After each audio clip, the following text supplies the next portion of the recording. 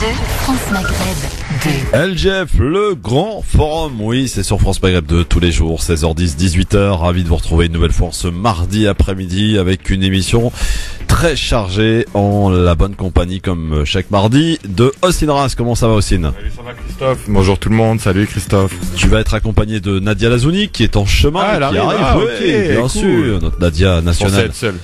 Non. Cool, très bien. Et on sera pas Très seul bonne aujourd'hui parce qu'il va y avoir du monde dans cette émission et on va parler de beaucoup de sujets.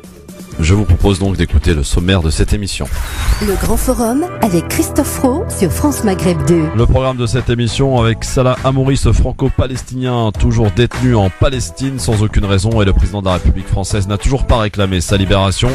Elsa Lefort sera avec nous dans quelques minutes. Son épouse, reçue à l'Elysée par la cellule diplomatique, elle sera notre invitée pour nous faire le compte-rendu de cet entretien. Musique, invité du Grand Forum tout à l'heure à 17h, Kamel Dafri, le directeur de Ville des Musiques du Monde, un festival qui fête son 20e anniversaire cette année. Invité, Naguib Alam, oncle et frère de Waïd Hachichi, jeune de 18 ans tué à Lyon le 28 octobre 1982. Naguib a fondé Waïd Association à Vaux-en-Velin où il organise le 28 octobre 2017 une journée intitulée Mémoire vive des quartiers populaires. Il est aussi à l'origine de l'Association nationale des familles victimes de crimes racistes ou sécuritaires qui a organisé en 1984 plusieurs rassemblements. Il devrait rappeler cette expérience et présenter le projet du 28 octobre. Libertad, vous avez la parole, alors prenez-la au 01 40 33 9000 en fin d'émission. Aujourd'hui, il y a du monde dans les rues, mon cher ami Hossein.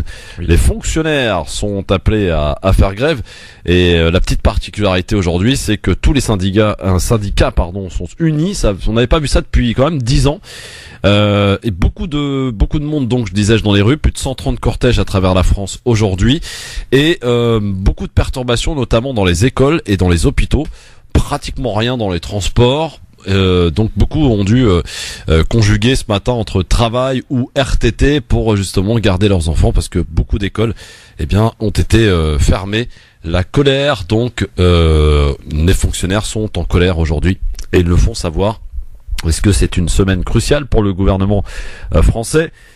Réponse, j'allais dire, peut-être ce soir, quand on aura en tout cas les premiers chiffres de participation de ce secteur qui est très important, qui représente, je crois, 20% des Français, enfin 20% des travailleurs français, les fonctionnaires. Donc c'est quand même impressionnant. Aujourd'hui, peut-être une journée donc à scruter dès demain, bien sûr. Mon cher Hossein, on va tout à l'heure parler avec Kamel Dafri de musique, et on parlera donc avec Naguib Alam d'un événement qui va nous ramener un petit peu en arrière. C'était en 82, c'est ça, c'est Waïd qui a été tué. On rappelle un peu l'histoire parce que il a été tué par un individu qui était amoureux de sa voiture. Exact, ouais. Ouais. Alors aujourd'hui, ce qui est cool, c'est qu'on aura les personnes concernées qui étaient très proches de l'affaire, ce sont des personnes aussi qui sont très impliquées dans la lutte depuis des années, depuis 30 ans, plus de 30 ans maintenant, notamment des violences policières, mais aussi des violences urbaines, et dont aussi les meurtres racistes qui ont évolué depuis les années 70 jusqu'à aujourd'hui. Donc moi, je préfère aujourd'hui profiter et écouter les personnes compétentes pour en parler et m'enrichir moi aussi. Très bien. Rendez-vous tout à l'heure à 17h30, et dans quelques minutes, on sera avec Elsa Lefort, parce qu'elle a été reçue hier par la cellule diplomatique de l'Elysée. Et il semblerait que ça bouge, mon cher Hossein, cool. Puisque a priori le président français va faire pression auprès d'Israël pour obtenir libération de ce franco-palestinien Salah Hamouri, donc enfermé injustement en Israël. À tout de suite. Bienvenue à vous sur France Maghreb 2, c'est mardi, jour de grève, mais nous on est là. Bah oui, n'est-ce pas Nadia? Bien sûr, on toujours. est là super à l'heure en plus. Mais oui, toujours ponctuel, assidu. Mais oui. Ah d'accord, ok. Je t'avais pas vu arriver. Pour raconter les petites Je anecdotes. vous ai laissé le temps d'installer le tapis rouge. Voilà, les coulisses du LGF. On était beaucoup à être au concert Dreamka. Alors c'est partagé les avis. Nadia n'a pas trop aimé. Mais je veux pas me faire d'ennemis là. Non, mais t'as le droit. Attends, il faut assumer dans la vie. Moi, ce que je dis, T'as le droit de pas avoir aimé. Dreamka. Oui. Voilà, je commence toujours par, c'est ce qu'on fait en communication, par les points bien, positifs. Voilà. J'aime beaucoup Rimka, j'aime beaucoup le 113. J'ai grandi avec ce groupe. Mais je m'attendais à que ce soit beaucoup plus scénarisé, qu'il y ait des interludes. Voilà, je m'attendais à plus de spectacles. Un truc qui ressemble au Nadia Lazouni. Non, pas du tout. Par exemple, non, moi je suis une petite beaucoup de moyens. je suis une débutante qui a beaucoup à apprendre. Je dis juste que je m'attendais, c'est vrai, à un show. Voilà. Ouais, c'est vrai. Tout. Bon, en tout cas, voilà. Mais Le Prince de la Ville, pour moi, c'est le meilleur titre de rap électro funk. Voilà. Le Prince de la Ville. Ouais. Et toi, tiens, j'allais dire Rimka aussi. Moi, pour ma part, en tout cas, le concert. Hein. Moi, j'ai aimé. Vraiment, j'ai vraiment aimé le concert. Après, je suis d'accord avec Nadia sur le contenu parce que vraiment, il y avait pas de scénarisation ni de show. C'est vrai, c'est vrai. Quand j'y repense, c'est vrai. Hein. Mais quand tu vois ça, tu te rends compte que plus c'était un concert de plaisir pour Rimka. Il avait besoin aussi de réaliser ce concert-là. Je pense pas que c'était sur le côté financier qui s'y attendait. Ouais. C'est plus une opération blanche où il fallait rentabiliser l'événement, peut-être. La production c'était Yuma Prod, en plus je crois que c'est Youssoufa, donc voilà, peu de bénéfices attendus. Donc quand tu vois pas de featuring, c'est vrai qu'il y avait pas de show danse exceptionnel, etc., qui coûte super cher. Donc oui, je comprends qu'ils ont fait des économies par peur de se rater, peut-être aussi, mais en tout cas voilà, le contenu Rimka, voilà, moi j'ai bien aimé. Bon, et toi, ta chanson préférée, Rimka, Moi j'ai bien aimé ce soir-là, Big Fumé, Big Fumé. Ça fumait partout. Ah ouais. Avec AP, oui, j'ai bien aimé. AP, t'aimes bien AP? Non, j'ai bien aimé le. Ah ouais, parce que j'ai rien contre AP, mais bon, il faisait un peu. C'était Bon, on voit qu'il a perdu beaucoup de son talent. Ouais, c'était pas son concert en même temps. C'est ça. C'était. Pour lui, c'était le quartier, c'était voilà. D'ailleurs, j'avais un peu de peine pour lui quand il s'est retrouvé tout seul sur scène à un moment. Il a fallu combler, c'était chaud pour lui. Hein. Ah, je me rappelle plus. Ah ouais? Quand il a fallu. Moi, j'ai gardé que les bons moments. Et tout ça. Ouais. Moi, c'est vrai que je suis venue un peu en observatrice. Hein, plus Nadia. Nadia. Merci. On t'a laissé le temps de le trouver. Merci, c'est cool les gars. On a cramé. Non, mais regarde, le son, moi je le trouve exceptionnel. C'est pour nous qu'ils ont les mecs étaient précurseurs quand même, ils ont inventé un style. On va se faire le refrain. Même en Jackpot, cette chanson-là, c'est une rap. En fait, c'est ça que je regrette. Mais après, c'est peut-être de ma faute. Mais dans ces cas-là, fallait aller au concert du 113. Bah oui, il a raison aussi. Mais c'est vrai que c'est peut-être ma faute. Je m'attendais à des titres comme ça, assez originaux, funky, électro. Mais en fait, non, c'était l'album de Rimka. Donc, et la plupart de ces sons-là, justement, ont été réalisés par DJ Nasser. Mon ami, je tiens à lui faire une petite dédicace. Voilà. Ouais, c'est DJ l'ancien. Ouais. On se fait le refrain alors. DJ Nasser, c'est celui qui est décédé. Hein. Non, pas lui. DJ Nas. DJ Nas. Les jeunes et ambitieux, parfois vicieux. Où tu dis que tu peux être le prince de la ville si tu veux. J'épargne les auditrices, auditeurs, je ne vais pas changer. Quand tu veux. Ambitieux, parfois vicieux. Faut que tu dises que tu peux être le prince de la ville si tu veux. Où tu veux, quand tu veux. C'est quand tu veux. Voilà, 113, c'était pour faire plaisir à la terre. Coup de cœur musical, ça y est. Coup de cœur musical, c'est fait. Ça y est, on l'a balayé du coup. C'est très bien. D'accord. Ça va nous faire gagner du temps. Pour rattraper le retard de Nadia. C'est ça, exactement. Vous avez laissé le temps de fumer. Comme je ne fume pas, on va dire que c'était ma pause cigarette à moi d'arriver en retard. Pourquoi tu nous as vu fumer, nous? Bah oui. Mais même Lupo s'y met. Non mais ça va pas, Nadia. Lupo aussi fume. Nadia, bah qu'est-ce qui te prend? Ah oui, non bien mais sûr. voyons. Mais la cigarette, bien évidemment. Non. Bon, on la commence cette émission ou pas là parce que... Non mais je sais pas, attends, elle est remplie, comment dirais-je, de sentiments à notre égard qui sont pas bons là. Mais pas du tout, mais vous avez le droit de fumer, chacun est libre de faire ce qu'il veut. Moi, c'est le mois sans tabac, il paraît. Ah bon? Ah ouais? Qui a décrété ça? Vous voulez que je vous énerve un peu? Allez, vas-y. Allez, amis auditeurs. Je suis déjà énervé. Écoutez. Appelle à ce qu'il y ait une vraie réforme du Coran avec un conclave européen qui pourrait faire entrer enfin l'islam dans la modernité. Vous savez qu'il y a une organisation islamique européenne dont le président est Ghanouchi quand même, l'islamiste tunisien. Et j'aimerais que les autorités musulmanes européennes se réunissent pour expurger le Coran de toute sa partie violente, rétrograde, homophobe, antisémite, misogyne. Parce que quand on lit le Coran, quand on le lit vraiment et très peu l'ont lu, il y a des versets, des sourates dans lesquels on appelle à anéantir l'ensemble des mécréants. Ça ira? Pourquoi tu fais ça, Christophe? Mais je vais faire demi-tour, moi. Non, pas du tout. Pourquoi je fais ça? Donc certainement pas pour écouter cette demoiselle. En fait, bah, tout d'un coup, j'ai c'est pour sensibiliser les auditeurs. Ouais, non, mais... Jeudi 5 octobre sur RMC dans l'émission de Bourdin. www.csa.fr. C'est tout ce que j'ai à dire. J'ai rien d'autre à dire. Voilà. Et je vous ai épargné le reste, parce que bon, c'est... Mais cette femme, qu'est-ce qu'elle a lu? Quelle est sa légitimité à cette femme? Qu'est-ce qu'elle a étudié? Est-ce qu'elle se connaît en tas facile? C'est-à-dire en exégèse du Coran? Mais au bout d'un moment, il faut que ça cesse, quoi. Non, mais c'est eux qui font une fixation, Nous, on est en position pour le coup de victime. Donc, faudrait comprendre aussi l'objectif recherché par le média qui diffuse, par le diffuseur. Comment? Est-ce que les musulmans ils sont pas considérés comme une part de marché pour eux, donc quelque chose qui n'est pas intéressant, donc ils se permettent de les salir et d'inviter n'importe qui pour parler en notre nom ou pour nous salir, pour nous descendre. On a eu du Shell Goumi, maintenant on a elle, je sais même pas dire son nom. Ouais. Mais moi je veux être invité par Bourdin pour parler de neurologie. Oui, j'ai décidé que j'avais. C'est très bien. Mais oui, mais j'ai le droit. Pourquoi? Elle parle d'islam. Pourquoi je parlais pas de neurologie? Bien sûr, exact, ouais. Et c'est relou. C'est relou. Ouais, je sais pas d'où elle sort. ouais. Son CV d'ailleurs, attends, on va chercher. Mais son CV. Oui. On cherchera après, hein. Ok, Qu'est-ce que t'en penses? Vas-y. Hein, d'autant plus qu'on a une vraie invitée là pour le coup. Ah. Voilà. On va parler évidemment de Salah Hamouri, parce que dans cette émission, on aime bien parler des affaires et puis aller jusqu'au bout. Et j'avais promis aux auditeurs de passer un coup de fil à Elsa Lefort, puisqu'elle a été reçue hier à l'Elysée par la cellule diplomatique. Elsa Lefort, bonjour. Oui, bonjour. Bonjour Elsa. Bonjour. Comment ça va Elsa? Alors, ça va bien. Il paraît que ça semble un peu bouger. Alors raconte-nous un petit peu comment ça s'est passé hier, ton entretien à l'Elysée, reçu par la cellule diplomatique, disais-je tout à l'heure, pour obtenir libération de votre mari, Salah Hamouri, retenu, rappelons-le, de manière arbitraire par Israël depuis le mois d'août. Et donc qu'a donné ce rendez-vous, Elsa?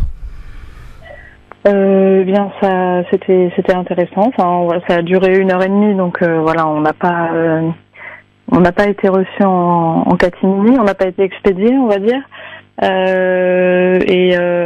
Voilà, nous ce qu'on comprend à l'issue de cette rencontre, c'est que l'État français ne va pas se contenter de faire ce qu'il fait actuellement, c'est-à-dire d'offrir la protection consulaire à Salah, mais qu'il s'agit bien d'intervenir pour faire cesser cette détention qu'ils ont qualifiée d'arbitraire. D'accord. Donc les autorités françaises qualifient cette détention d'arbitraire et entendent donc faire pression auprès d'Israël pour obtenir libération. C'est exactement ce qui a été dit. Peser, faire pression, ça, les moyens d'action n'ont pas été exprimés, puisque du coup, de toute façon, il appartient à la diplomatie d'agir comme elle semble être le meilleur moyen. Du coup, voilà, mais en tout cas, a priori, il est envisagé une intervention. Après, on n'a pas plus de détails sur les délais, la mise en œuvre, à quoi ça va ressembler, voilà. Donc c'est pour ça que nous, on va pas lâcher, puisque du coup, si tel était le cas, ce serait très bien. Enfin, même si je redis toujours que ce serait juste normal, mais que la France intervienne, mais en l'occurrence comme on a pu voir par le passé et comme on a pu voir là maintenant, enfin ça fait quand même 49 jours que Salah est en prison et donc a priori pour le moment c'est pas fait quoi. Donc bon. On est à un moment crucial, je pense, Elsa. Effectivement, il y a les autorités qui prennent connaissance de cette affaire, qui entendent essayer, en tout cas, d'obtenir sa libération. Je disais un moment crucial parce que c'est là et à ce moment-là qu'il ne faut surtout pas relâcher la pression et au contraire l'amplifier. J'ai l'impression, non? Ah oui, je pense que déjà on a pu être reçu à l'Elysée hier grâce à la pression, parce que au début, moi dès que Salah a été arrêté, j'ai contacté l'Elysée et voilà, j'ai jamais eu de réponse.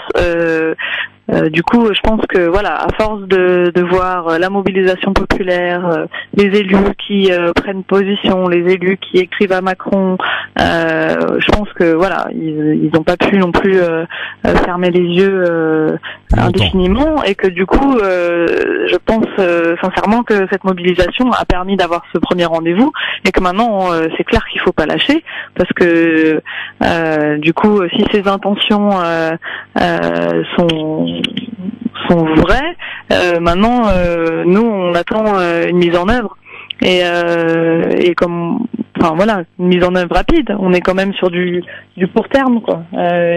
Du court terme, c'est-à-dire que pour le moment Salah est condamné à 6 mois, même si ils peuvent être renouvelés au bout de 6 mois, mais du coup la libération, il n'y a rien à faire en prison, donc nous nous on veut que ce soit le plus rapidement possible et je pense que oui, il faut continuer à mettre la pression et à pousser l'Élysée à en effet à intervenir et à ce que ça soit libéré au plus vite, quoi. Nadia, peut-être une petite question pour Elsa. Ouais, pour moi la question c'est quelle est la prochaine étape concrètement? Ils se sont engagés à quoi nos chers ministres? On était avec des conseillers diplomatiques, donc eux, nos chers diplomates. Et voilà, ils sont toujours un peu, comment dire, un peu avec une distance, la distance des diplomates, on va dire. Oui, oui. Du coup, ils sont les intermédiaires entre nous, la famille, et le président.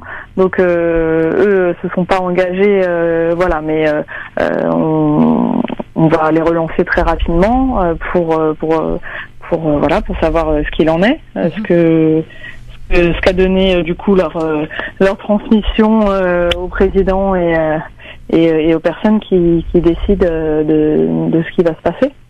Voilà, donc c'est pour ça qu'il faut vraiment intensifier. C'est pas du tout une victoire. C'est pas encore. On a bien sûr vu qu'il y a pas de prise de position. Officielle. Donc voilà, là on a besoin que la pression continue. Et de toute façon, la pression doit continuer tant que Salah n'est pas libéré, quoi. Ossine. Oui, bonjour Elsa. Moi, j'avais pas de questions particulières. J'en avais une, mais Ali a déjà répondu, puisque je voulais justement demander c'était quoi vraiment le déclic, ce qui a réveillé justement le gouvernement et justement les diplomates que vous avez rencontrés. Mais bon, vous y avez répondu. Je pense que c'est vraiment preuve que ça marche, la pression. Hein. Exact, voilà, la pression qu'il y a eu autour de tout ça, la mobilisation qu'il y a eu de la part de tout le monde, enfin surtout chez les citoyens. Et voilà, moi je voulais juste vous dire bon courage et puis la victoire elle est pas loin, quoi. C'est comme vous avez dit, il n'y a aucune raison qu'ils soient en prison, donc voilà, moi je suis pour toutes ces injustices, moi j'y crois, je pense qu'il y aura toujours une fin positive, j'espère. Elsa, est-ce que vous avez imaginé donc ce moment qui, j'espère en tout cas, approche à grands pas pour tous ceux qui défendent la justice et la liberté. Donc une fois que Salah sera dehors, il va vite venir voir son enfant. J'espère. Après. Parce que vous n'avez plus le droit d'y aller, hein, on rappelle. Oui, moi j'ai plus le droit d'y aller depuis janvier 2016. J'espère que sa libération ne sera pas soumise à des conditions, parce que ça arrive souvent que les prisonniers soient du coup interdits de voyager pendant plusieurs mois. Donc du coup, en l'occurrence, on pourrait toujours pas se voir. Maintenant, même si, voilà, moi j'espère qu'on pourra se voir au plus vite. Déjà, je serais ravie de le savoir en liberté, de pouvoir entendre sa voix et même si c'est à distance, de célébrer cette liberté avec lui, entre guillemets, quoi. Comment ça se passe, Elsa, quand on est épouse d'un prisonnier, qui plus est en plus d'une personne qui n'a absolument rien à faire en prison? On rappelle que vous n'avez aucun contact avec lui, puisqu'il n'a pas le droit de passer de coups de fil à l'étranger. Il n'a pas le droit d'écrire. Ni en Palestine. Oui, absolument, ni en Palestine. Non, il n'a pas le droit d'appeler, tout simplement. Il n'a pas le droit d'écrire. Donc comment ça se passe au quotidien quand on est l'épouse d'un prisonnier dans un pays qui vous prive de toute liberté et qui se dit pourtant être la plus grande démocratie du Moyen-Orient? On s'arme de patience et voilà, on communique à travers via les avocats. Donc ça va, ce sont des personnes en qui on a une totale confiance et du coup voilà, nos conversations passent par eux, quoi. Enfin, du coup elles sont un peu espacées et pas très interactives, mais du coup ça permet au moins de donner et de prendre des nouvelles. Maintenant voilà, c'est sûr que c'est difficile. Salah, du coup, en détention administrative, il n'a le droit qu'à une visite par mois, donc ses parents vont bientôt pouvoir le visiter. Donc, je pense que ça lui fera du bien et du coup voilà, ça pouvoir aussi échanger avec eux sur ce qui se passe, sur la mobilisation, sur des nouvelles aussi de personnel de la famille, etc. Donc voilà, maintenant c'est vrai que c'est difficile, que voilà, vous imaginez toujours. Moi, il m'a souvent parlé des conditions de détention. Donc voilà, c'est pas réjouissant, mais voilà, je sais qu'il est fort, et je sais aussi que il y a une grande solidarité entre les prisonniers politiques, parce que du coup il est dans une prison où il y a que des prisonniers politiques, il n'y a pas du tout de prisonniers de droit commun. Donc c'est des personnes qui sont là pour une noble cause. Donc voilà, donc ils sont très solidaires entre eux. Voilà, c'est les seuls comment le seul espoir que j'ai, de me dire que au moins voilà, dans son quotidien il a avec lui des camarades, des amis qui sont solidaires et qui sont là comme lui pour rien souvent, ou pour des délits d'opinion, et voilà. Donc mais c'est vrai que on imagine toujours le jour de la sortie. Maintenant, quand vous êtes la femme ou la mère ou l'amie de quelqu'un qui est en détention administrative, vous imaginez le jour de la sortie en espérant que ce jour soit le bon, puisque comme les détentions administratives sont souvent renouvelées et que vous la prenez du coup le jour de la sortie, donc vous vous préparez à être heureux, vous vous préparez à une fête, vous vous préparez à retrouver votre proche, et puis au moment où lui-même se prépare à sortir, on lui dit que non, il reste, quoi. Donc voilà, il y a aussi ce côté qui est aussi une torture psychologique, de se dire on n'est jamais sûr de la date de la liberté. Donc voilà, il faut toujours on espère toujours que la liberté sera le plus proche, et d'ailleurs c'est pour ça qu'on se bat nous pour qu'il fasse pas 6 mois. Mais en fait, comme c'est un État qui pratique l'arbitraire, on n'est jamais certain que du jour de la liberté. Donc voilà, on s'attend toujours à vivre un ascenseur émotionnel à tout moment, mais bon, voilà.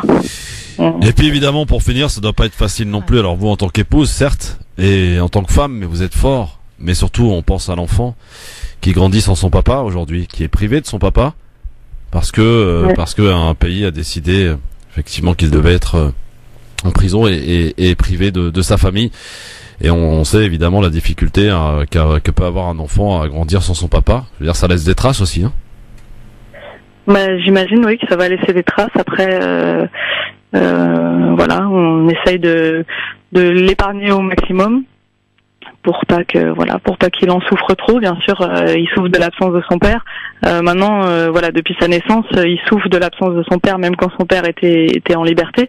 Mais voilà, depuis sa naissance, on a toujours fait en sorte qu'il en souffle moins, et puis on verra. Mais c'est sûr que c'est pas quelque chose qui est facile, quoi. Elsa, je vous renouvelle l'invitation en espérant que ça se règle rapidement et au plus vite pour toute la famille, pour Salah, et pour aussi, parce qu'ayons une pensée à tous ces prisonniers, et qui sont très nombreux, enfermés injustement dans les geôles israéliennes, qu'ils soient libérés évidemment, on l'espère, on croise les doigts comme on dit, et je vous réitère l'invitation, disais-je, j'en perds mes mots, dès qu'il sera sur le sol français au plus vite, je l'espère. Donc vous, ici avec Salah, dans nos studios. Avec grand plaisir. Merci beaucoup. En tout cas, merci de votre fidélité et de prendre des nouvelles et de permettre qu'on médiatise cette injustice qui touche Salah et qui touche également plus de 6000 prisonniers politiques en Palestine. Merci beaucoup. Vous retenez ce chiffre, 6000. Juste Elsa, vous rappelez la page Facebook, parce qu'il faut vraiment, amis auditeurs, auditrices, vous entendez effectivement Elsa qui nous parle qu'elle a été reçue hier, qu'il semble y avoir des avancées, mais c'est surtout maintenant qu'il faut mettre la pression, justement, pour faire bien comprendre qu'il s'agit d'une injustice et qu'il faut s'en occuper. Donc voilà, à nous de jouer maintenant. La page Facebook, c'est Liberté pour Salah Hamouri. Liberté pour Salah Hamouri. Libérer Salah, voilà. Libérer Salah sur Twitter. Merci beaucoup Elsa, et évidemment, bon courage. Bon courage Elsa. Merci beaucoup à vous. Merci. Merci, voilà. Elsa Lefort sur France Maghreb 2. Bon, on est partagé entre satisfaction et en même temps inquiétude parce que j'allais dire, on peut avoir ce fameux rendez-vous auprès des diplomates, mais comme elle le disait si bien, voilà, la diplomatie, c'est un relais entre la famille, justement, ceux qui réclament et les autorités, je veux dire le président. Voilà, pour faire simple. Est-ce que le président, ça va être une priorité pour lui? Est-ce qu'il va s'en occuper? Est-ce que si? Est-ce que ça? C'est pour ça qu'il est important, je crois, en tout cas sans me tromper, je pense qu'il est important de ne pas relâcher la pression et d'accentuer, j'ai envie de dire, un peu plus pour faire prendre conscience que ce cas est évidemment très grave. Elsa, Nadia, pardon. Non, mais beaucoup de compassion et puis beaucoup aussi de désolation, face à une nouvelle injustice. Après, voilà, j'ai envie de garder en tête le message positif de Houssine qui croit à une issue heureuse et moi je suis un peu plus sceptique, je pense que ça prendra un certain temps car on connaît la proximité de la France avec Israël. Voilà. Ouais, c'est clair. Ça oui, ça n'aide pas évidemment. On va voir en tous les cas, espérons pour Elsa, pour son enfant et pour tous ceux qui soutiennent Salah Hamouri, qui sont très nombreux d'ailleurs, que ce jour puisse arriver. Bon, alors qu'est-ce qu'on va faire? Eh bien, on va faire une petite pub comme ça sera fait, on s'en débarrasse. C'est sympa, tiens. Comment? Parce que ça, vous fumer une cigarette, c'est trop bien. Hein? Ouais. Merci. Nadia, tu sais comment ça s'appelle ce que tu fais là? La délation? Voilà. Exact, okay. Et c'est pas bien, tu sais, ça nous rappelle une triste époque. Je l'avais plus le mardi, Nadia. Dans un instant donc, avis tranché de Houssine. J'ai oublié de demander de quoi il va nous parler. Il va nous parler d'Algérie. Ouais, j'ai envie de revenir sur ce qui s'est passé en Algérie il y a peu. Déjà il y a 2 semaines. Les médias français ont repris récemment, mais voilà, c'est un arrêté il y a 2 semaines en rapport avec l'interdiction qui était adressée aux transporteurs, donc les cars et les taxis, de transporter des migrants, des personnes en situation régulière. Et vu que c'était à Tamanrasset, Mostaganem, je pense que c'était plus des migrants subsahariens. On va y revenir et je vais donner mon avis. Enfin, très bien. D'où l'avis tranché. Bien sûr. Et puis Nadia, tu vas pas nous parler de l'amour comme l'autre fois. Hein. Non, mais en même temps, ça fait écho un peu à ce que j'ai écrit la dernière fois. Hein. C'est un très joli texte de Myriam Lardal Bounachma que je vais vous lire et qui s'intitule Les filles discrètes pleurent sous la pluie. Oh, c'est mignon. Et puis Kamel Dafri aussi qui va certainement, j'espère en tout cas, arriver. C'est le directeur du festival Ville des Musiques du Monde qui va démarrer dans tout le 93 pendant plus d'1 mois et on va pouvoir aller voir sur les différentes scènes justement de ce festival, que ce soit Aubervilliers, Saint-Denis, Bobigny, Blanc-Ménil, un petit peu partout dans le 93 et Paris aussi. Justement de nombreux artistes, des talents qu'on va pouvoir ainsi découvrir, notamment Raina Rai le 5 novembre, Barbès Café le 20 octobre, qu'est-ce qu'il y a d'autre, l'Unicet Meglet qui va s'y produire, il y a vraiment beaucoup d'artistes, l'ONB bien sûr le 4 novembre, voilà, donc on va en parler avec lui, et puis tout à l'heure on va revenir sur une affaire qui va nous ramener à l'année 82 pour parler de Wade Hachichi qui a été tué. C'était à Lyon, hein, c'est ça aussi, si je dis pas de bêtises. À Vaux-en-Velin. À Vaux-en-Velin, voilà, c'est à côté. Ouais, c'est une petite banlieue. Petite banlieue lyonnaise, effectivement. Donc on va revenir avec son oncle qui sera avec nous tout à l'heure, puisqu'il en a fait un combat, on peut dire, depuis la mort de son neveu. Retour donc tout à l'heure sur France Maghreb 2. Restez avec nous, c'est le grand forum, c'est là que ça se passe. Et n'oubliez pas, messieurs dames, parce que je sais que vous appréciez. Et vous êtes de plus en plus d'ailleurs à attendre ce moment, les 5 dernières minutes. Libertad, oui, ça existe, c'est sur France Maghreb 2 dans le LGF tous les jours. Libertad, c'est un numéro gratuit 01 40 33 9000 que vous allez pouvoir composer tout à l'heure pour nous dire tout ce que vous voulez et pour peut-être dénoncer Nadia qui nous a dénoncé. À tout de suite sur France Maghreb 2 dans le grand forum. À tout de suite, on va aller faire ce qu'on a à faire nous. À tout de suite. Merci d'être avec nous. Ce qui doit rester en coulisses reste en coulisses. C'est très important, hein, évidemment. Heureusement qu'il n'y a pas de micro parce que là ça ferait des bons moments pour les best-of. Ça, Ce qui se passe à Vegas reste à Vegas. Exactement. Et heureusement qu'il n'y a pas Maïssa et Sabrina pour faire des lives. Ouais, oui, c'est vrai, non, j'avoue. Aurait... D'ailleurs Maïssa devient demain, il faut faire attention quand t'as Maïssa et Sabrina parce qu'elles sont souvent sur Facebook. Ouais. Et on oublie, tu sais, quand on est en antenne, on oublie, tu vois, on parle et tout, on se lâche. Je suis en direct. Ouais. Ah ouais, c'est super dangereux. N'empêche que ça ouvre un sujet important. Oui. Un mini sujet de société. Aujourd'hui, on ne sait plus parce que les gens avec leur téléphone, ils peuvent filmer, ils peuvent t'enregistrer, ils peuvent faire des directs Facebook sans que tu t'en aperçoives finalement. Donc faites attention lorsque vous parlez à quelqu'un. Est-ce que t'as remarqué quand elle a dit on va parler d'un truc important, comment j'ai pris un air sérieux, je dis oui. Tout droit, j'ai pas fait exprès, tu vois, c'était inconsciemment. Mais en fait, c'est surtout que je trouve qu'on perd le charme de la radio. Ce qui était génial avec la radio à l'époque, c'était un peu des anonymes quoi, qui exact, venaient. c'est ça. Ouais. J'en parlais avec mon beau-frère et il me dit maintenant avec vos lives Comment etc. Ça perd le charme. Il va bien? Qui? Ton beau-frère? Très bien. Bon, alhamdoulilah. Non mais c'est vrai ce que tu dis. Moi à l'époque, on écoutait beaucoup la radio. C'est vrai que le mode de consommation a beaucoup changé. Maintenant les jeunes n'écoutent plus la radio avec leur avec internet, leur iPad, etc. Eh bien à l'époque on écoutait la radio et on se faisait, on s'imaginait à l'époque les animateurs qu'on écoutait à la radio. Aujourd'hui il y a plus de secret parce que quasiment c'est de la radio filmée. Quand tu vois toutes les grandes émissions à la radio, tout est filmé en direct sur Facebook, etc. Donc il y a plus effectivement ce charme qu'il pouvait y avoir à l'époque. Par exemple, moi, on pouvait m'imaginer comme ça, tu vois, et quand tu me vois, c'est tout à fait autrement. J'allais dire, moi, j'aimais bien le rire à Medjahed, par exemple. Oui, quand je l'ai vu, je dis, oh, c'est lui. Oh non, non. Il arrive après ou pas? Il arrive après, ouais. Ah, merde. Medjahed, prépare. Bon, avant de passer aux avis tranchés, Kamel Dafri, qui est toujours pas là, je tiens à signaler. Il arrive, j'espère pour lui. Je voulais quand même vous parler de cette info qui est absolument très grave parce que on en reparle nulle part, pratiquement pas. 11 000 Rohingyas ont traversé la frontière birmane pour rejoindre le Bangladesh. C'était hier une situation qui inquiète le Haut Commissariat de l'ONU, pour qui nous sommes revenus à une situation d'urgence maximale. La minorité musulmane Rohingya, donc considérée comme apatride, rappelons-le, par les autorités birmanes, fuit les exactions de l'armée. Ils sont plus d'un 2,650 000 à avoir rejoint le sud du Bangladesh, devenu de fait donc l'un des plus grands centres de réfugiés au monde. Donc ayons évidemment cette pensée pour que leur sort s'améliore au plus vite. Nadia, quoi qu'on peut peut-être dire, il y a eu quelques reportages, je pense à dimanche dans 7 à 8, mais voilà, c'est vraiment très minime. C'est timide et ça sera toujours timide, ça a eu égard à l'ampleur des exactions commises, de la violence et de l'injustice. Est-ce qu'on doit se réjouir quand même? Oui, on se réjouit quand même que des médias, et encore c'est surtout des médias alternatifs qui se sont saisis finalement de ce qui se passe en Birmanie et ils n'ont pas laissé le choix aux médias mainstream à un moment donné de s'y intéresser. Mais ça reste timide. Voilà. Ça soulève un super bon point. C'est que là, c'est la seule méthode qui nous reste maintenant. Oui. C'est-à-dire que nous, on se mobilise en tant que citoyens à travers les réseaux sociaux et de manière aussi physique sur le terrain. Derrière, les médias, comme tu dis, les médias alternatifs qui font partie aussi de nos réseaux parfois, nous servent de porte-voix et nous aident beaucoup pour nous faire entendre. Ensuite, à partir de là, c'est là que les mainstream reprennent l'information. C'est la méthode qu'on trouve le plus pertinent. Ça marche. Là, ça commence à marcher avec la Birmanie, malgré que ça fait des années qu'on appelle au secours, etc. À l'aide, exact.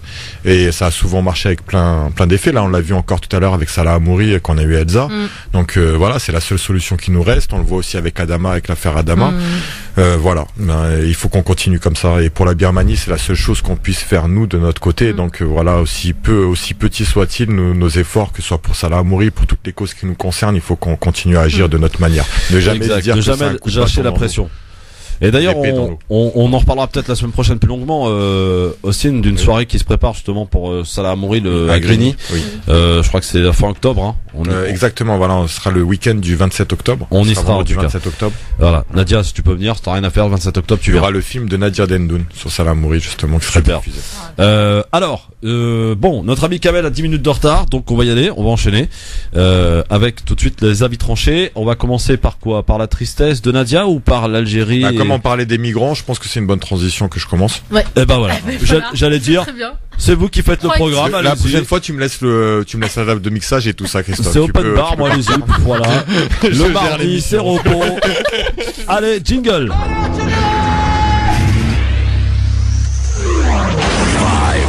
4, 3, 2, 1, 0.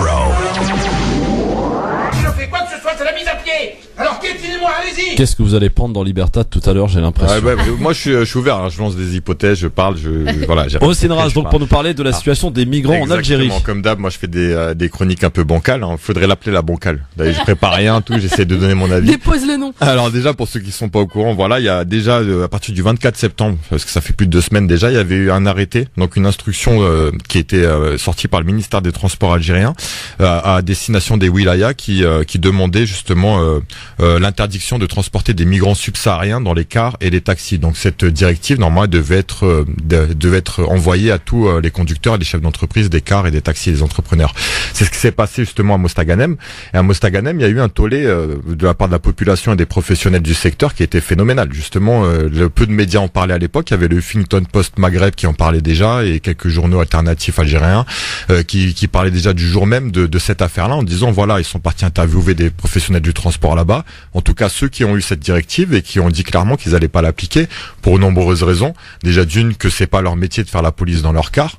De deux, que lorsqu'on dit dans un pays comme Mostaganem ou Tamanrasset, dans une wilaya, comme Mostaganem ou Tamanrasset, d'interdire les migrants d'être transportés. On n'interdit pas les Libyens ni les Syriens. Là, on parle de migrants subsahariens forcément, puisque c'est la route du nord de l'Afrique, du sud de l'Afrique vers le nord, qui recherche l'Occident après la mer. Donc là, il y a clairement une communauté qui est visée, il y a eu un tollé général et les populations interviewées, c'était la même chose pour eux, ça s'apparentait clairement à du racisme. Ok. Alors il y avait justement un chauffeur de car à juste titre qui disait mais vous vous rendez compte que même dans notre ville, nous en tant qu'Algériens, on a un gros pourcentage de noirs algériens. Comment faire un délit de faciès dans notre propre pays? Voilà, donc ça allait pas être appliqué. Il y avait tellement un gros tollé que le jour même, voire le lendemain, ça a été retiré avec des excuses comme quoi c'était une erreur de leur part d'avoir promulgué cet arrêté.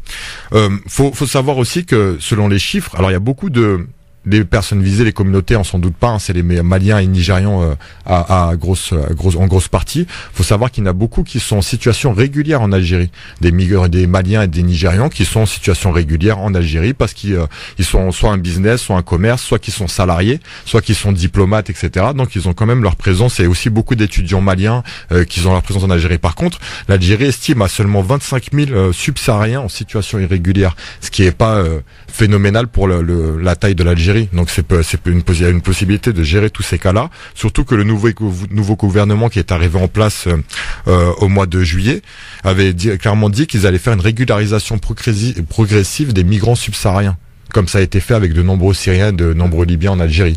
Alors certains vont vous dire peut-être que voilà, vu que peut-être le faciès, le langage, que ça appartient à la communauté arabe, c'est une intégration qui sera plus rapide et plus facile. Moi, j'y crois pas trop. Je pense que l'Algérie est aussi autant africaine qu'un pays arabe, et je pense qu'on a les capacités d'intégrer toute population. Justement, pour une fois que des gens veulent venir chez nous, faudrait les accepter et essayer de les intégrer. Donc voilà, moi ce que je voulais attaquer surtout dans mon post sur Facebook hier, c'était pas que c'était une fausse information donnée par les médias français.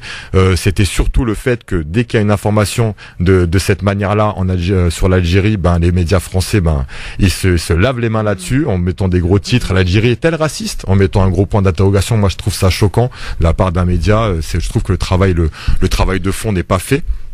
Et voilà. Alors pour terminer, et pour quand même dire que le racisme existe en Algérie, bien sûr, de la part de l'État comme de certains citoyens, mais je pense que l'antiracisme est bien plus présent en Algérie, et c'est ça que je veux mettre aussi en avant. Faut savoir que hier, il y a eu une grosse affaire à 1h du matin, donc dans la wilaya de Tamanrasset, donc à l'extrême sud du pays. Donc samedi matin, un groupe de gendarmes entre dans un quartier de la périphérie ouest d'Alger. Dans ce quartier, de nombreux chantiers, et dans ces chantiers, des dizaines de migrants travaillent la journée comme manœuvre. Comme les arrestations duraient depuis plusieurs jours, les migrants savaient qu'être arrêtés signifiait être expulsé au Niger. Donc ce qui s'est passé, c'est qu'il y a eu des centaines de migrants d'Afrique de l'Ouest et d'Afrique centrale qui ont été arrêtés dans la capitale depuis 4 jours, donc plus de jours, là ça fait 5 jours maintenant, et ceux qui ont été interpellés ont été emmenés à Tamanrasset, à l'extrême sud du pays, puis expulsés. Mais à Alger, il y a eu des conséquences parfois dramatiques, donc je vous laisse retourner aussi sur un article de RFI Afrique que vous allez trouver sur Google, tout simplement, qui est très bien écrit, qui vous donnera plus d'informations. Donc je condamne les deux côtés, c'est ça que je voulais dire. Merci aussi pour nous parler de ce sujet extrêmement important. Effectivement, il est bon de dire que l'Algérie, évidemment, que le peuple algérien est loin d'être raciste. Exactement. Au contraire. Exactement. Et que parfois il peut y avoir des décisions au sommet de l'État qui peuvent être incompréhensibles. Incompréhensibles et totalement bêtes.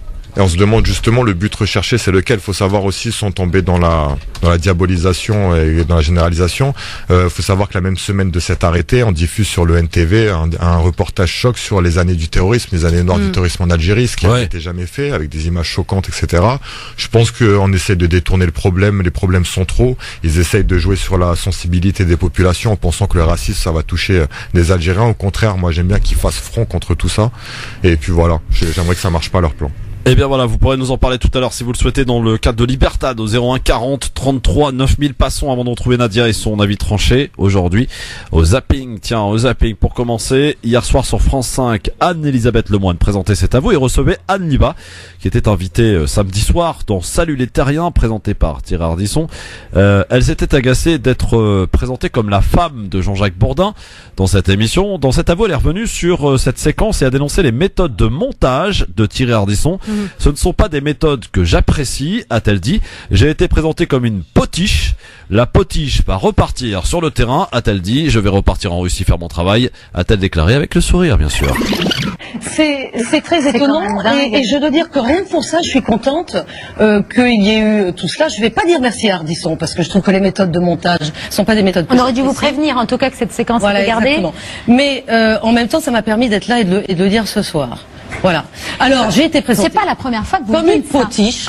La potiche va repartir sur le terrain, c'est ça que je voulais vous dire. La potiche fait du terrain, donc je vais repartir en Russie, faire mon travail. Un documentaire sur la Russie de Poutine juste avant les élections de mars prochain. Oui, tout à fait, vous êtes très bien informés. Produit par France 5. Et peut-être Ardisson m'invitera-t-il sur ce plateau. On lui conseille de vous présenter correctement. Mais il m'a reçu déjà, normalement, tout à fait normalement. Tout ça pour dire que c'est pas facile d'être la femme d'un présentateur célèbre. C'est qui? C'était qui en fait? Anne Liva, c'est une journaliste qui fait du travail notamment en Russie, qui est une spécialiste de la Russie et qui est donc accessoirement la femme de Jean-Jacques Bourdin. Et c'est vrai qu'Ardisson l'a un peu présenté comme telle et c'est tout quoi. Voilà. Sinon dans le zapping, si vous avez des commentaires à faire, faites-les. Sinon non, d'accord. C'est pas dramatique non plus d'être présenté comme les. Ah, ça te dérange pas? Oui. D'accord, ok. Non mais y a pas de problème. J'entends. Parce qu'on le connaît davantage, je pense que c'est simplement ça. Exactement. Invité hier soir à commenter le reportage diffusé vendredi sur C8 sur Marc-Olivier Fogiel, Pierre Ménez a révélé hier soir qu'il ne l'avait pas regardé car il ne supporte pas tout ce qui touche à Fogiel et d'expliquer les raisons de ce problème qui existe entre lui et l'animateur. Non, moi tout ce qui touche à Fogiel, je ne supporte pas. Je lui dois mes 3 mois les pires de mon expérience télé. Ah oui, il était venu me chercher pour être chroniqueur dans son émission. Où ça? Dans quoi? Dans le truc sur M6. Sur M6. Ah ouais, je savais pas. J'en ai même oublié le nom de cette émission. Et si tu veux, c'est comme un mec qui t'en trouve la porte, mais qui te met le pied derrière pour t'empêcher de rentrer. C'est-à-dire que je faisais une chronique, il me coupait pour envoyer la pub, et au bout de 3 mois... Allez, la pub tout de suite.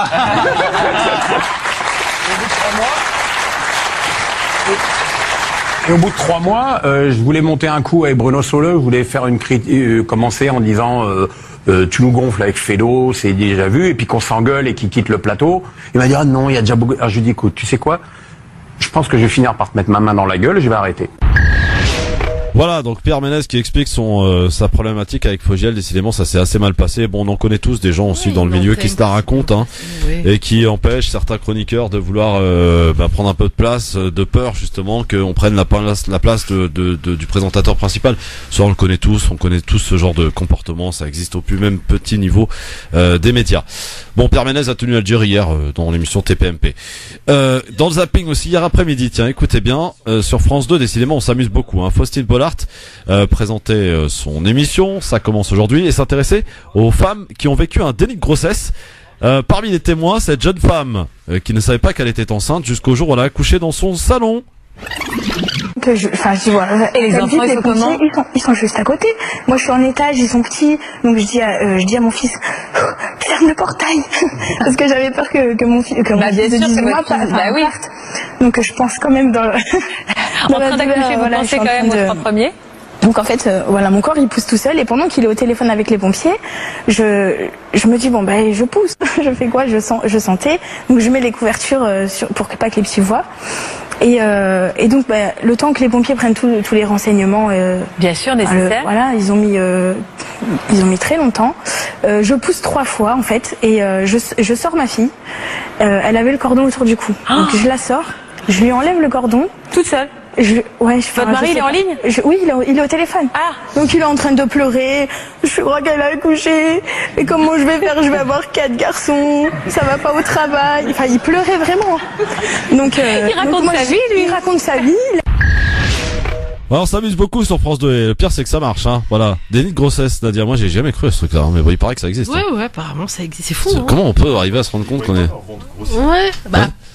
Bon. Leur ventre il grossit. Bah, apparemment il grossit ou il grossit pas, je sais pas. En tout cas ils font un déni de grossesse et donc ça l'aperçoivent. Bah, t'imagines le truc. Elle se retrouve dans le salon. Qu'est-ce qui m'arrive quoi? Le déni, je veux dire jusqu'à 4 mois, je veux bien, j'imagine. Ah mais là c'est jusqu'au bout. Hein. Ouais.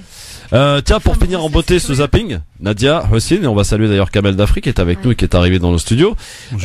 Bonjour Kamel, bienvenue. Pour finir donc ce zapping, un petit tour par les guignols. Tiens, ça fait longtemps, oui, il continue d'exister les guignols de l'info sur Canal+. Je vous propose d'écouter un passage de Donald Trump qui revient sur la tuerie de Las Vegas. Vous avez donc été traumatisé par la tuerie de Las Vegas, monsieur Trump. Oh, fucking horrible. C'est normal. T'es célibataire, toi? Tu viens boire un coup après? Oh, calmez-vous, monsieur Trump. Parlez-nous de ce traumatisme. Je ne comprends pas comment un mec de Vegas, un vrai ricain blanc pure souche, a-t-il pu interrompre un concert de country music? Notre musique à nous! Oh my darling, oh my darling, oh my darling Columbine. Calmez-vous, monsieur Trump, et parlez-nous des victimes. De la victime. Ce pauvre Stephen Paddock, il avait un sacré coup de gâchette, motherfucker. On a perdu un de nos plus grands tireurs d'élite. Mais comment pouvez-vous dire ça? Toi, poupée, tu me parles sur un autre temps. Calmez-vous, monsieur Trump. On vous parle des pauvres victimes de ce tueur, de tous ces innocents tués. Ça ne vous fait rien? Si, bien sûr, c'est fucking horrible. Bah, quand même. On ne tire pas sur des Américains pure souche. Comment ce si bon tireur n'a pas pu penser à tirer sur des Mexicains? Mais quel gâchis! Bon, je pense qu'il y a quand même pas mal de choses à revoir hein, chez les guignols. C'était juste pour faire un petit clin d'œil pour le coup. Ouais. La petite voix de Trump, ça c'est possible hein, que ce soit, enfin, qui s'est dit. Non mais c'est quoi, dit ça les a choses perdu, comme ça, ça a perdu tête. de son talent quand même. Oui, on sent que, sûr, ouais. voilà, Bruno Gassio n'est plus par là. On sent qu'il y a quand même pas mal des historiques des guignols qui sont partis, quoi. Tu vois, c'est plus le même humour. C'est peut-être pour ça d'ailleurs. En même temps, on avait besoin de voir les marionnettes là aussi, tu vois, d'entendre juste les voix. À leur décharge, Christophe. Oui. En tout cas, on va parler de vraie musique avec Kamel Dafri. Comment ça va, Kamel? Ça va très bien, merci. Directeur du festival Les Villes des Musiques du Monde. C'est le grand événement, on va en parler dans un instant, ne bouge pas mon cher Kamel. Le temps d'écouter et tu vas pouvoir l'apprécier, je l'espère en tout cas. Notre Nadia nationale, Nadia Lazouni. Tu connais Nadia Lazouni ou pas Kamel? Non. Jamais rencontré? Non. Bon voilà, je te la présente. Et elle va donc nous livrer son avis tranché. 5, 4,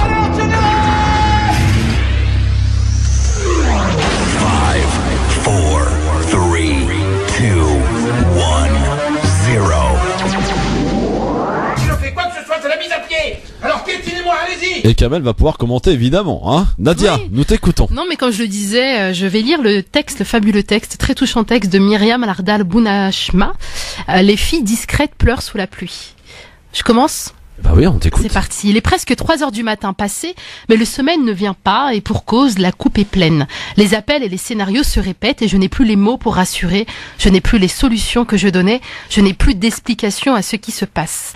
À partir de la trentaine, mes amis proches célibataires tombent toutes sur des hommes qui souffrent de pathologies psychologiques lourdes. Je préfère dire ça comme ça. Et je ne parviens plus à les soutenir et à leur dire de patienter, car cela fait déjà 10 ans que je leur passe le même disque. C'est à se demander si tous les hommes sains d'esprit n'ont pas déjà été pris.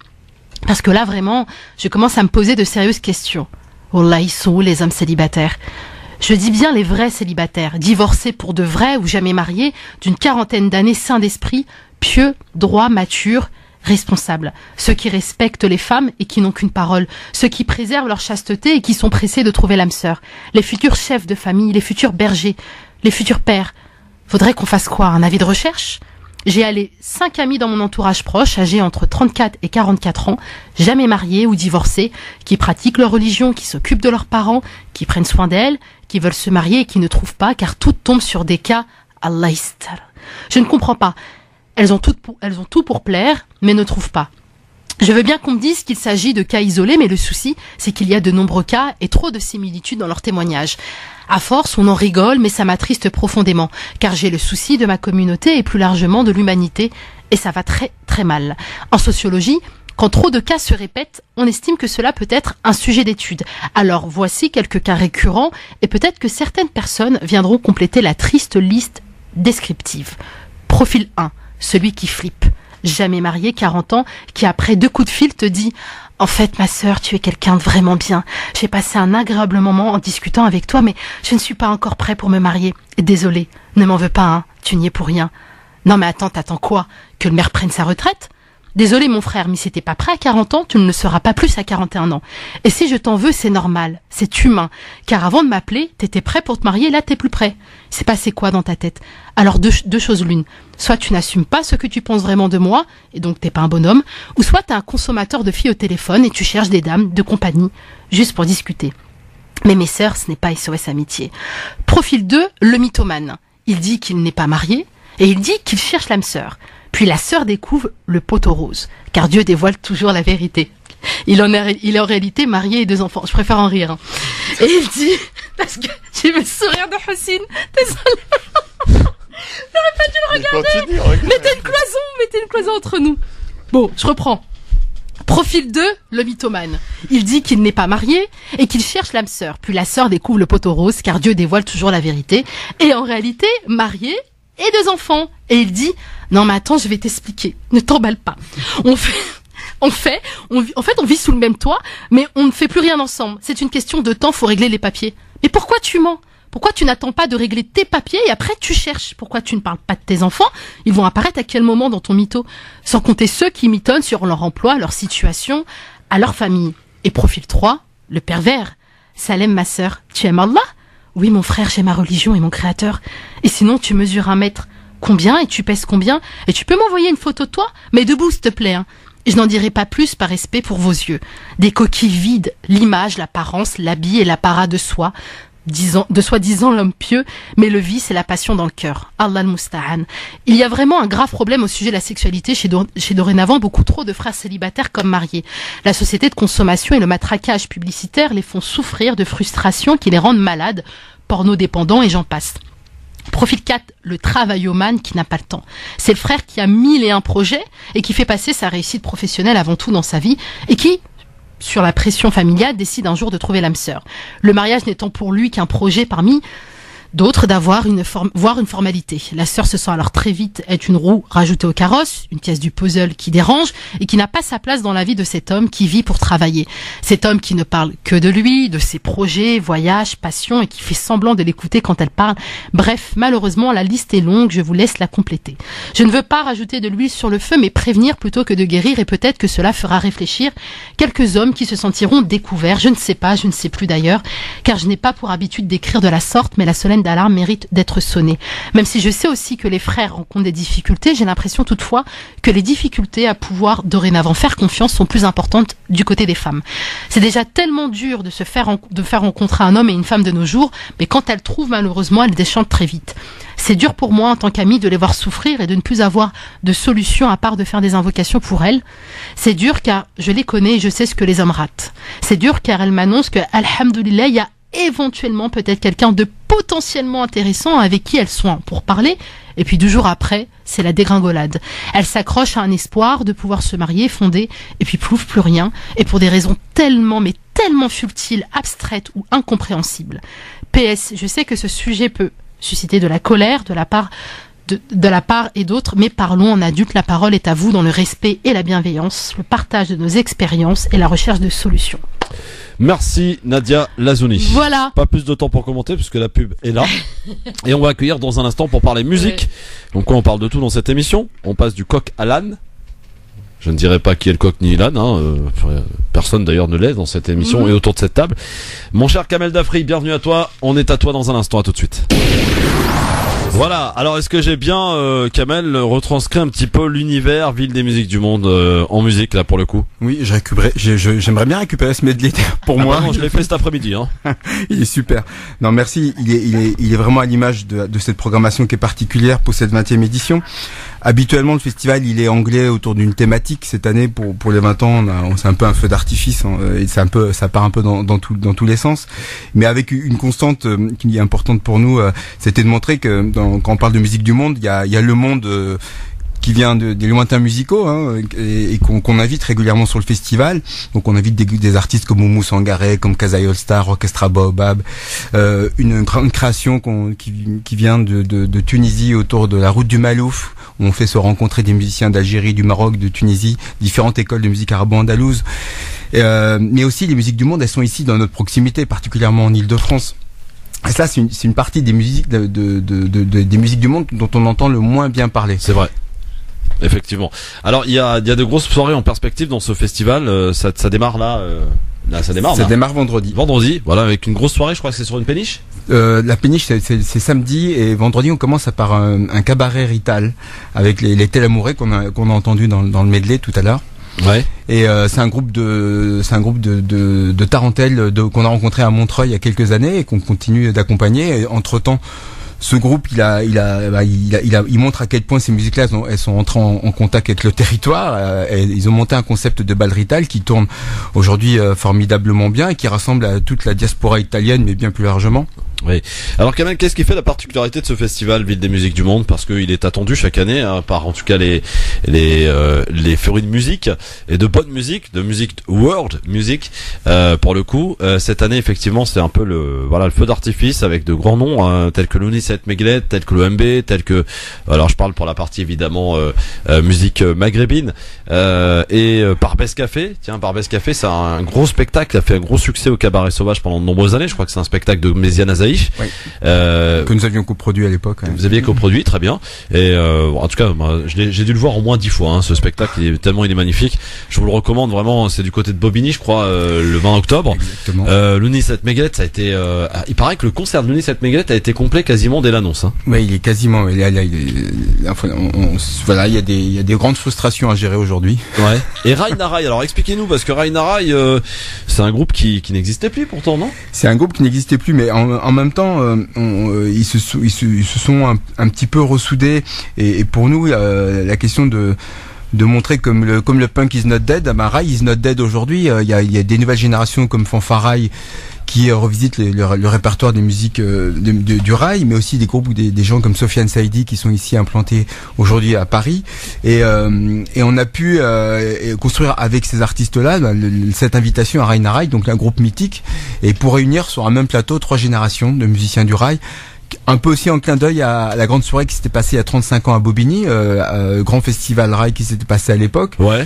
Et je pense qu'effectivement on a enterré un peu trop vite, j'ai l'impression, le rail, alors que quand j'entends aussi Rachita vouloir travailler des nouveaux projets autour dans cette direction, il y a comme un engouement assez important, et puis les gens continuent à écouter du rail. Est-ce que Nadia et aussi connaissent Raïnarai? Oui, bien sûr. Ouais, Nadia? Non. Pardon. J'ai dit pardon. T'as le droit. Écoute, c'est ça, je te le mets. Regarde inquisiteur, donc j'ai dit pardon. Ah oui. Écoute-moi ça. Je suis sûr que ça va te dire quelque chose. Voilà, moi je.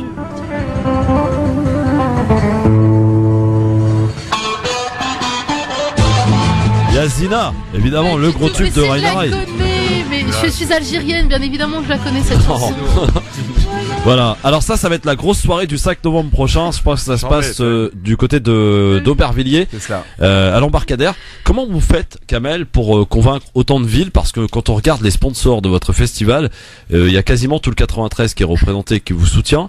Vraiment toutes les villes, les mairies, c'est beaucoup de soutien. Je crois qu'il y a 2 pages ou 3 pages de sponsors pour votre festival. C'est un truc impressionnant. Et en même temps, c'est quelque chose de très collaboratif. C'est pour ça que ce festival, il s'est construit dans cette dimension-là.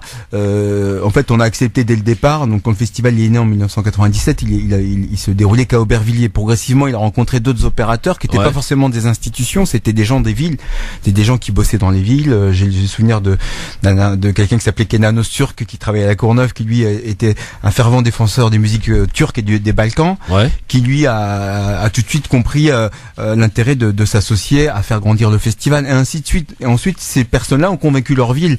Et finalement, nous, on a démarché peu de monde. C'est beaucoup de gens qui se sont fédérés autour de l'idée de construire ensemble un festival, mais qui soit pas un festival comme les autres. Pour répondre à ta question, Christophe, c'était l'idée de se dire, le festival, ça doit pas être un festival de plus dans le paysage. Il faut aussi que ce festival ait l'ambition de toucher aussi tous les gens. Et tous les gens en Seine-Saint-Denis, c'est aussi les gens les plus populaires, les plus pauvres, comme les plus riches. L'étudiant, celui qui va travailler, celui qui a du mal à joindre les deux bouts à la fin du mois. Et ça, pour le coup, ça demande un vrai travail tout au long de l'année, parce que il y a des gens qui sont nés avec une cuillère dans la bouche, d'autres pas, d'autres qui ont un bagage culturel, d'autres pas. Et comment on fait pour toucher quand même les gens? Et ça demande un travail de médiation, ça demande un travail d'accompagnement. On associe à ce travail-là les artistes qui viennent faire des ateliers cuisine, par exemple. Je pense à Samira Brahmia de Barbès Café, des gens à Nasreddine Dalil qui vient donner des cours des masterclass au conservatoire. D'ailleurs, le fiston de Nasreddine Dalil est aussi dans la musique et un grand talent aussi. Brillant, absolument. Il travaille avec l'OMB, avec Mohamed Alaoua, avec beaucoup de gens, quoi. Donc c'est autant de générations d'enfants qu'on voit grandir aujourd'hui en installant peut-être un état d'esprit musical. On veut pas faire des musiciens forcément, mais on veut simplement que la musique soit peut-être une porte de sortie qui leur donne envie de retrouver l'envie, l'estime de soi, et puis peut-être l'envie d'être un bon père de famille, comme disait Nadia tout à l'heure. Oui, par exemple. Alors, la particularité cette année, effectivement, c'est la 20e édition. Donc, effectivement, il va y avoir des gros spectacles. Il y a beaucoup de monde à chaque fois dans ce festival. Ça répond présent, là, du côté du public. Oui, on a à peu près 80. D'ailleurs, une question que je me pose, pourquoi il n'y a pas de partenaire média? C'est voulu? Ouais, c'est un peu voulu, parce qu'on s'est dit, tant qu'à avoir, parce qu'on voulait pas non plus être maqué avec un média, parce que ça nous, tout de suite, il y a toujours des questions d'exclusivité qui font que les autres ne viennent pas. Alors on s'est dit, finalement, on a un peu de sous, on va miser plutôt sur une attachée de presse qu'on aime beaucoup, qui s'appelle Claire Leclerc, qu'on salue, et puis évidemment qu'on demande à Claire de faire le nécessaire pour que tout le monde se retrouve autour de ce festival. La bannière, ce festival, vu dans sa conviction, dans ce qu'il défend, il doit être une bannière. Il doit pas être maqué à un média. Bon, en tout cas, ça commence vendredi, donc première grosse soirée. Et il y a plein de soirées. Alors effectivement, on parlait des soirées maghrébines parce que ça vous parle ici, mais il y a d'autres soirées, évidemment, d'autres musiques. C'est vraiment la world music qui est bel et bien représentée dans ce festival et qui a un bel avenir. Kamel, si t'étais au début de ce projet, Non, moi j'y suis arrivé en 2000. C'est André Falcucci, un grand militant d'éducation populaire, qui est toujours notre président. Ça fait quand même 17 ans, quand même. Ça fait 17 ans. Donc presque dès le début. Si on te dit que 20 ans plus tard, il sera encore là, on l'espère. En tous les cas, on dit Inch'Allah. C'est une vraie fierté. Moi, j'ai parcouru la brochure et c'est vrai que ça donne envie de participer à toutes ces soirées là musicales organisées. Et puis chapeau, Enfin, moi, j'y pense tout de suite à la logistique, l'événementiel, enfin tout ce qui est côté événementiel, et au niveau de la coordination, ça doit être quelque chose. Waouh. En tout cas, n'hésitez pas. Alors, il y a un site internet peut-être où on peut voir la programmation, on peut voir ce qui va se passer, sachant que nous on fait gagner des places. Et il nous en reste d'ailleurs pour Raina Rai et pour Barbès Café. On prend nous, bien sûr.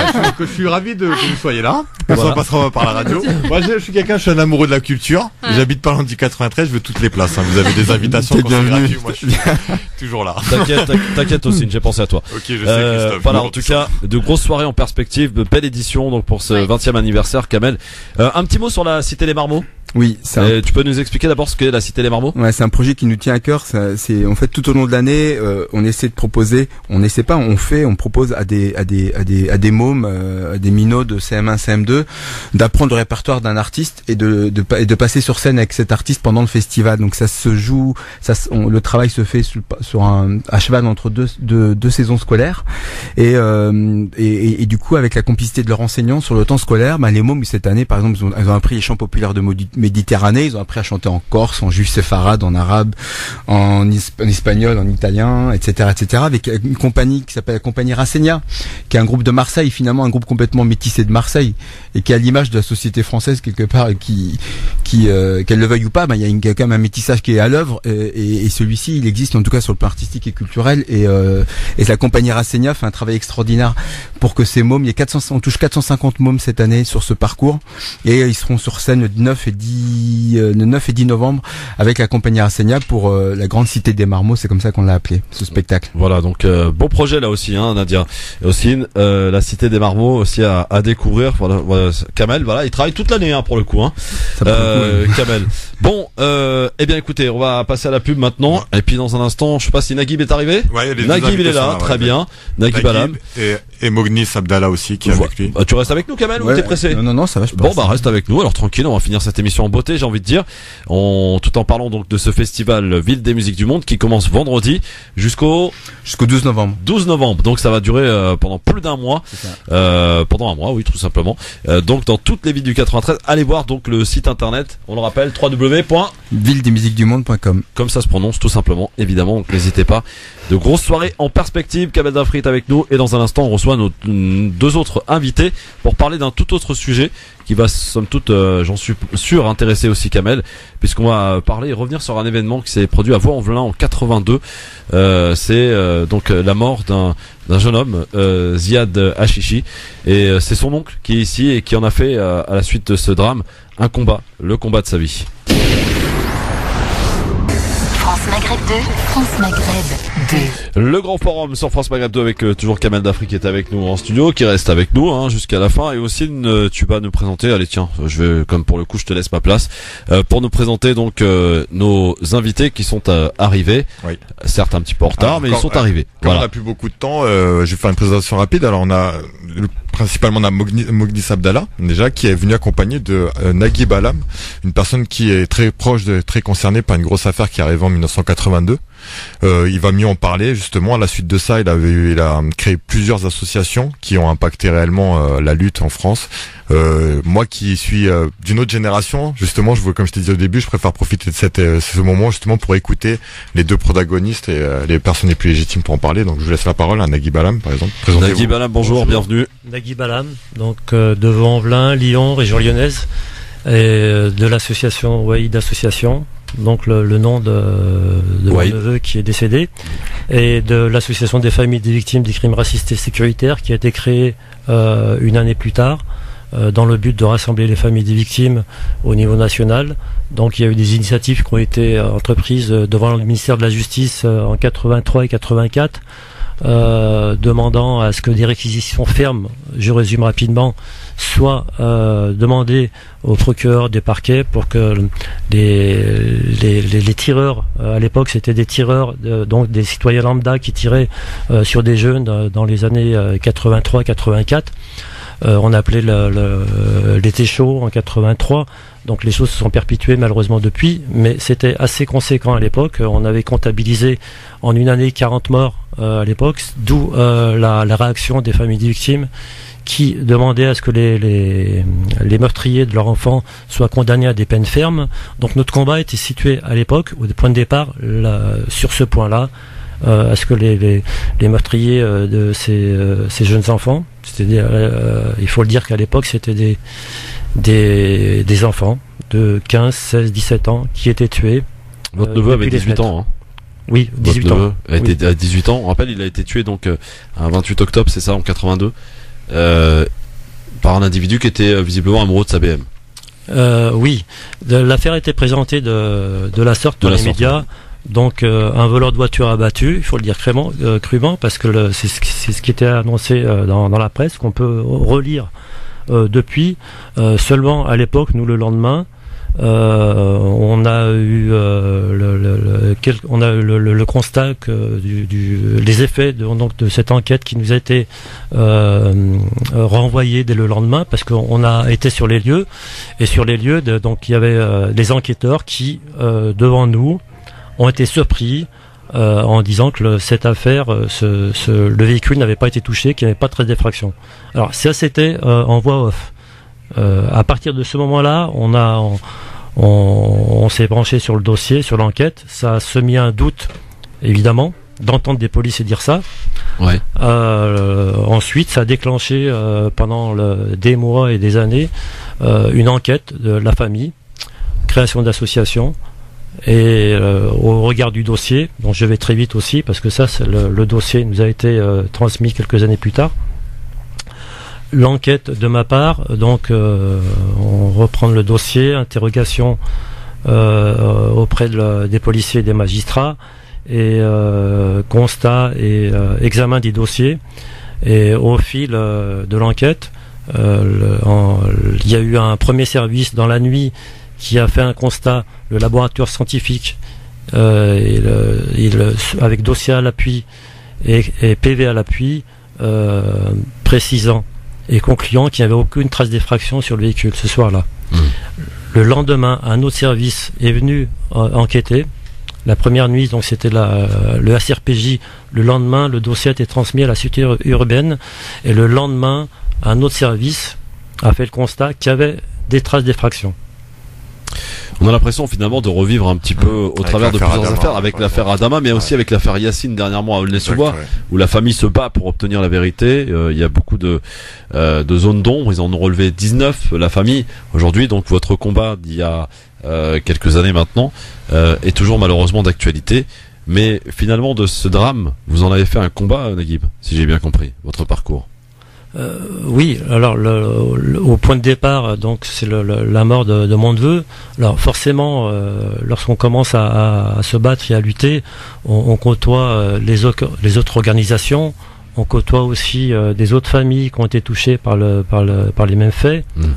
Un échange s'établit, on échange nos informations entre nous avec les familles, on constate que d'une affaire à une autre, il y a des faits qui sont récurrents, à savoir qu'il y a toujours un penchant soit des enquêteurs, donc soit des magistrats du côté du meurtrier et qui ou alors à classer l'affaire. Voilà, et qui néglige la partie civile. La partie civile doit être entendue en premier lieu. Voilà, ce qu'on entend généralement, les parties civiles sont des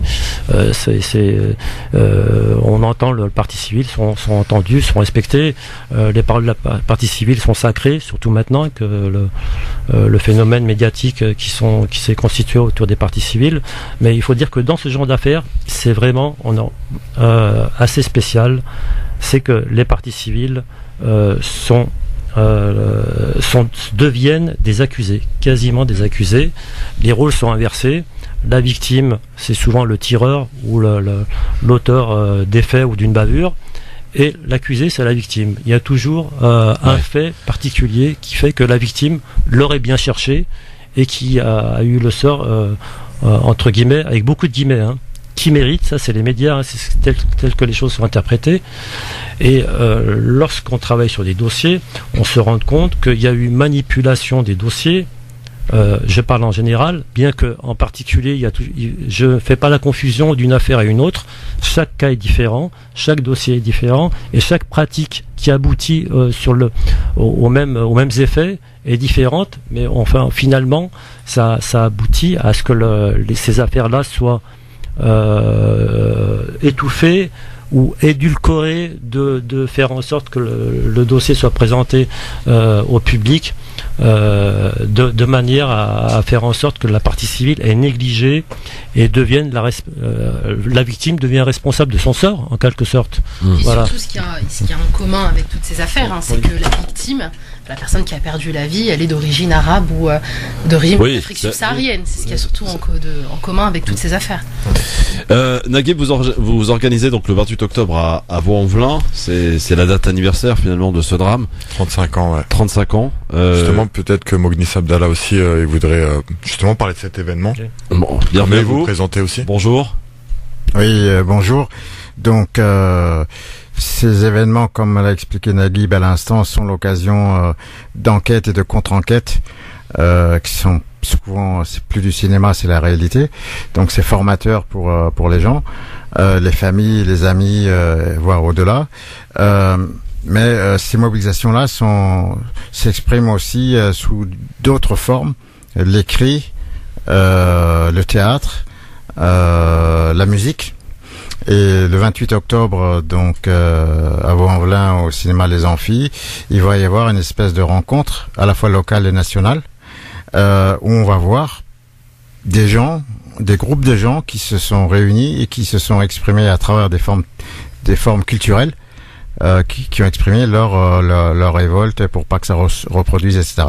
Donc il y aura Samir Hashishi, c'est le petit frère de Wahid, qui a été dans les années 90 dans la danse hip-hop, qui a monté exprès une représentation exceptionnelle, un spectacle exceptionnel le 28 octobre. Normalement, il y aura aussi des membres de la troupe de théâtre des Flamands des quartiers nord de Marseille, une troupe qui a été montée après la mort de Lawari Ben Mohamed, tué par un CRS en octobre 1980. L'intérêt aussi, c'est que après le moment de mobilisation, etc., la période était tombée un peu dans l'oubli, jusqu'à ce que le petit frère de Lawari, 4 ans à l'époque des faits, se décide à mener sa propre enquête ou contre-enquête, qui a donné un livre qui s'appelle La Gâchette Facile, qu'on a présenté ici même il y a 1 an ou 2. Le plus étonnant, c'est que Hassan, le petit frère donc, connaissait les jeunes amis de Lawari qui avaient fait la pièce. Il les connaissait personnellement, mais paradoxe, c'est que ces mêmes mômes n'avaient jamais parlé à Hassan de la pièce. D'accord. Là, quand il découvre ça, il se décide qu'il faut la rejouer. Et donc, elle a été rejouée en 2011, au début de son enquête. Puis après, pour la sortie du bouquin en 2015, il y a eu un spectacle politico-culturel au Merlan, dans les quartiers nord, où on a aussi entendu Mohamed Bouzidi, ami de Lawari, chanter Yaoulidi, où des éléments de la pièce de théâtre ont été redonnés. Et je pense que c'est dans cette filiation-là, dans cet échange d'expériences que se fait la journée du 28 octobre à Vaux. Comme elle a dit, ça va être localement à Vaux-en-Velin, mais de manière nationale, puisque plusieurs participent de plusieurs villes de France, dont nous-mêmes qui descendons, plusieurs militants associatifs de Paris et de Marseille et d'autres villes, de Clermont-Ferrand, de Montpellier, on y va tous. Ouais. Donc voilà, c'est un grand rendez-vous à Vaux-en-Velin, au milieu du quartier, pour non seulement commémorer, pour ne pas oublier, mais aussi pour faire justement cette convergence de toutes ces familles victimes, que ce soit de violences policières ou de victimes de crimes racistes ou même de crimes interbanlieues ou intercités. Justement, il est temps qu'on arrête toutes ces violences. Et puis voilà, plusieurs créations culturelles, que ce soit justement des débats, mais aussi voilà des pièces théâtrales et des morceaux de danse, des chorégraphies, etc. autour de ça. Je trouve que c'est enrichissant, c'est rare et original, et puis voilà, faut se construire de toutes les manières, je pense. Est-ce qu'il y a des chiffres sur le nombre, parce que je pense qu'il doit être assez impressionnant, de crimes racistes commis depuis les années 80 en France? Vous avez alors bon, on parle de crimes racistes, on souhaiterait rajouter aussi crimes sécuritaires. Ouais. À savoir, qu'est-ce que vous entendez par crime sécuritaire? Sécuritaire, c'est ceux qui sont tués au nom de la soi-disant sécurité, entre guillemets toujours, hein, lorsque l'affaire est présentée médiatiquement, soit par un banal contrôle de police, et lorsque le policier tire sur la nuit, on va dire entre guillemets sur une silhouette, mais on s'aperçoit que ce n'était pas du tout une silhouette, et puis plus tard, mais telle qu'elle est présentée, la silhouette veut dire un individu, veut dire un être humain qui est tué. Et alors, est-ce qu'on a des chiffres? Moi, j'ai fait un écrit, j'ai comptabilisé, mais le chiffre n'est jamais juste. Bien sûr. Approximativement, depuis la fin des années 70, seulement en bavure policière, 400 morts. Seulement en bavure policière. Retenez bien ce chiffre, il est important. Voilà. Hein. Ouais. 400 morts en bavure policière. La fin des années 70. Depuis la fin des années 70. Ce qui est énorme. Alors, je compte pas les morts qui sont bien plus nombreux, tués par les tireurs de l'autodéfense. Ouais. Ça, c'est encore un chiffre qui est encore bien plus impressionnant. Là, je veux pas me lancer dans un chiffre, mais il est bien plus important. Donc, j'ai un écrit qui se prépare, et je pense que je pourrais donner le chiffre bientôt. Alors, l'émission se termine. Est-ce qu'on peut vous suivre éventuellement? Est-ce que vous avez un site, une page Facebook pour que les gens puissent se rapprocher par rapport à l'événement, ou par rapport même à votre action, à vos luttes? On peut donner l'adresse mail déjà. Oui. wahidassociation@gmail.com. D'accord. Puis sinon, suivez, il y aura une page événement sur Facebook qui va être lancée très prochainement. Sinon, vous allez sur les pages de l'agence Immédiat ou les pages des militants qui seront présents ce jour-là. On ne manquera pas en tout cas d'en reparler. Ce fut court mais très intéressant. En tout cas, merci beaucoup à vous. Merci à vous. Et on vous balancera l'info dès qu'elle sera disponible, on la partagera. Et puis, Naguib, Kamel, tu vois que de la musique finalement à la lutte, il n'y a pas beaucoup de chemin qui vous sépare finalement. Aujourd'hui, vous, Festival de Ville des Musiques du Monde, et puis finalement Naguib et je me rappelle plus de son prénom. Mognis, voilà, qui est avec nous aujourd'hui. Finalement, voilà, on utilise finalement la musique, l'art aussi pour dénoncer des combats qui sont tout à fait légitimes. Je voudrais juste ramener ce chiffre que nous donnait tout à l'heure Naguib.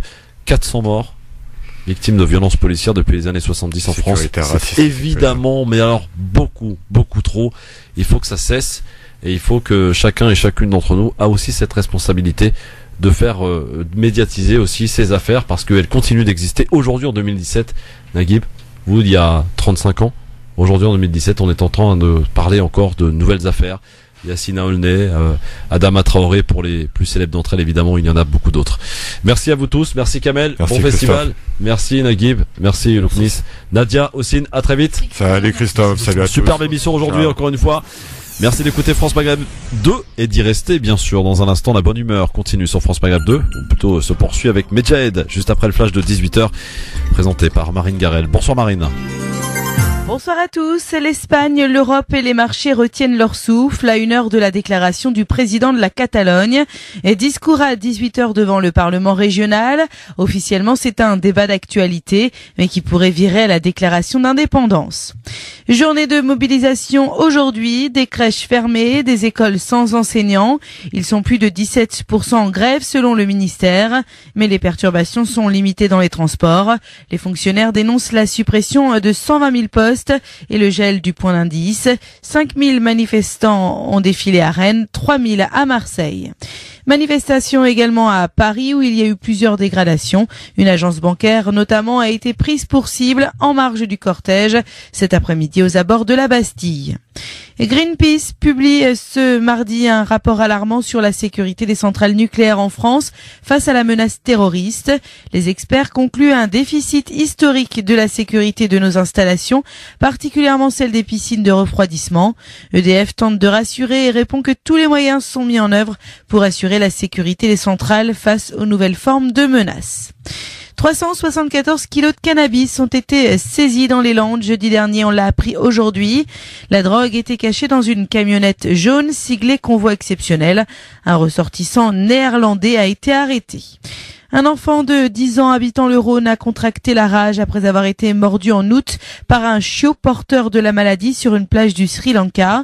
L'incubation chez l'homme de cette maladie presque constamment mortelle une fois déclarée varie entre 30 et 60 jours en moyenne.